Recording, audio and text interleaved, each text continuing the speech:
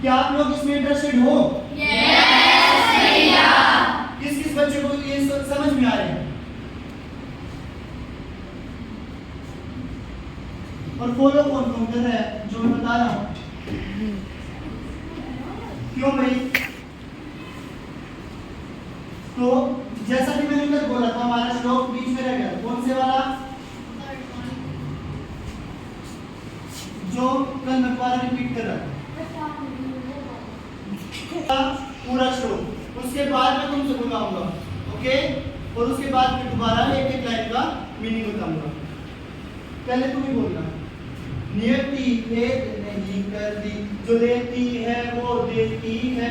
नियति भेद नहीं करती, जो लेती है वो देती है।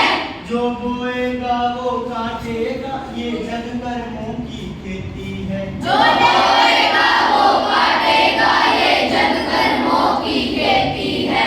यदि कर्म तेरे पावन है सभी, यदि कर्म तेरे पावन है तेरी नाव कभी डूबेगी नहीं तेरी नाव कभी।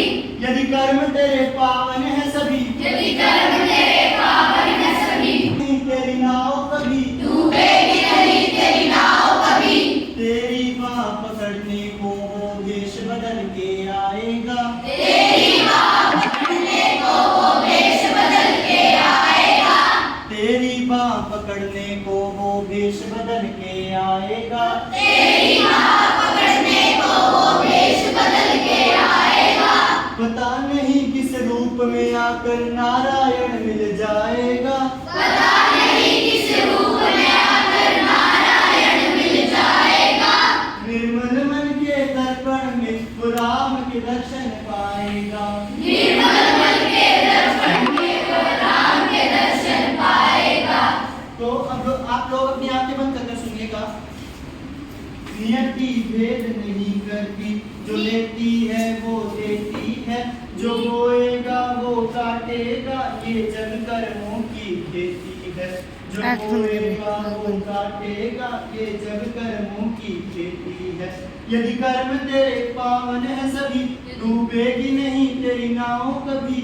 यदि कर्म तेरे पावन है सभी, डूबेगी नहीं तेरी नाव कभी। तेरी बाह पकड़ने को वो वेश बदल के आएगा। तेरी बाह पकड़ने को वो वेश बदल के आएगा।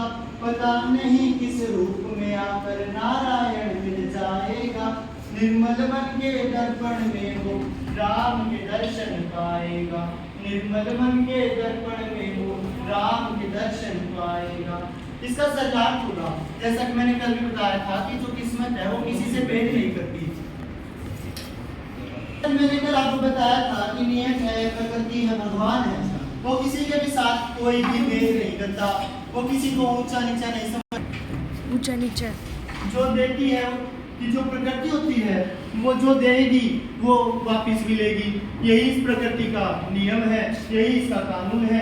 तुम जैसा बोओगे वैसा ही काटोगे। अगर तुम पाप करोगे और सुख की कामना करते हो तो तुम बिल्कुल गलत हो, क्योंकि तुम्हारे जैसे कर्म होंगे वैसे ही तुम्हें फल मिलेगा। अगर तुम्हारे कर्म पावन है तो तुम्हें पावन फल ही मिलेगा। जैसा कि मैंने बताया कि जैसे तो अगर तुम्हारे कर्म पावन होंगे तो तुम्हें कर्म पावन है तो फल भी पावन मिलेगा। फिर चाहे पड़ोसियों की नाव डूबे या रिश्तेदारों की नाव डूबे, लेकिन तुम्हारी नाव कभी नहीं डूबेगी, क्योंकि तुम्हारे कर्म पावन हैं। और अगर तुम्हारे कर्म ऐसे ही पावन रहे तो नारायण स्वयं खुद आकर तुम्हारी बाह पकड़ेंगे और वो पता नहीं किस रूप में आ जाए।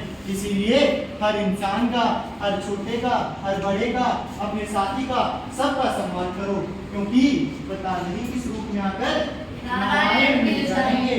और अगर तुम्हारा मन ऐसे ही साफ रहा तो भगवान श्री राम के दर्शन तुम खुद के मन में पाओगे। तो एक बार बोलो, चक्रधारी भगवान की जय।